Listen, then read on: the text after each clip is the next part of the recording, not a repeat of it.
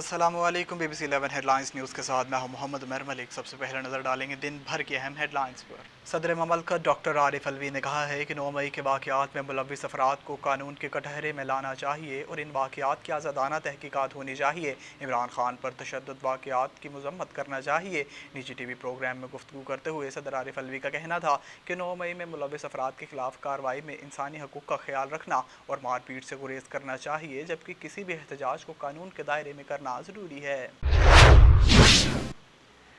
पंजाब हुकूमत की जानिब से ज़मान पार्क में मौजूद अफराद की गिरफ्तारी के लिए PTI को दी गई 24 घंटे की रेड लाइन ख़त्म हो गई। 24 घंटे से ज़मान पार्क जाने वाले तमाम रास्ते बंद हैं। गिरफ्तारियों के लिए पुलिस ऑपरेशन की तैयारियां शुरू कर दी गई हैं। तफसीलात के मुताबिक पंजाब पुलिस के हाथों गुज़िश्ता रोज़ शुरू होने वाला ज़मान पार्क का मुहासरा ताहाल जारी है। पंजाब पुलिस ने ज़मान पार्क जाने वाले तमाम रास्ते बंद कर रखे हैं। ज़मान पार्क के बाहर मौजूद PTI कारकुनों के तमाम कैंप खाली हो चुके हैं।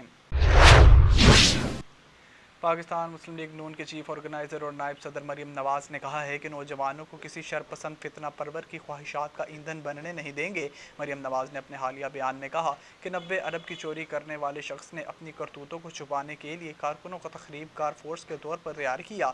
9 मई असल में नौजवान और पाकिस्तान को लड़ाने की मज़मूम साजिश थी। निगरान पंजाब हुकूमत ने PTI को कालादम जमात करार दिलाने के लिए चीफ इलेक्शन कमिश्नर को तहरीक इंसाफ की दहशतगर्दी में मुलव्विस होने के सबूत पेश कर दिए। तफसीलात के मुताबिक chief election commissioner Sikandar Sultan Raja निगरान वज़ीर आला पंजाब मोहसिन नकवी से मिलने वज़ीर आला हाउस पहुंचे। दोनों के ज़ेर सदारत आला सतह का ब्रीफिंग इजलास मुनक्किद हुआ। इजलास में 9 मई की दहशतगर्दी के वाक़यात की शदीद अल्फाज में मज़म्मत और पाक फ़ौज के साथ मुकम्मल यकजहती का इजहार किया गया।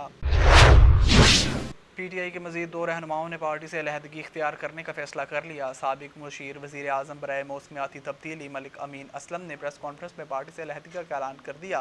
साबिक मुशीर ने प्रेस कॉन्फ्रेंस में पार्टी छोड़ने का ऐलान करते हुए 9 मई के वाक़यात से मुतल्लिक़ कहा कि ये ऐसा एजेंडा था जिसके साथ ना मेरे जैसे लोग कभी थे ना हो सकते हैं। ये तो वो एजेंडा है जो दुश्मनों का ख्वाब पूरा कर रहा है। मैं इस एजेंडे के साथ पार्टी के साथ नहीं चल सकता।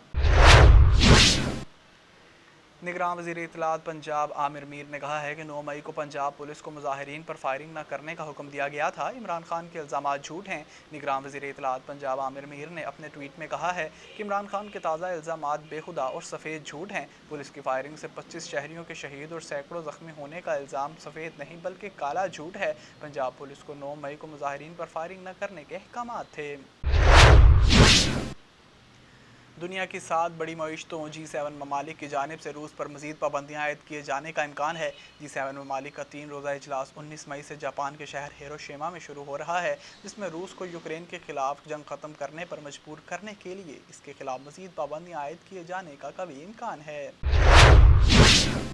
बांग्लादेश क्रिकेट बोर्ड BCB ने पाकिस्तान की जानिब से पेश किए गए हाइब्रिड मॉडल के तहत दुबई में मैचेस के इनेकाद की मुखालफत कर दी। मीडिया रिपोर्ट्स के मुताबिक एशिया कप 2023 के लिए पाकिस्तान क्रिकेट बोर्ड PCB ने हाइब्रिड मॉडल के तौर पर दुबई को तरजीही करार दिया था।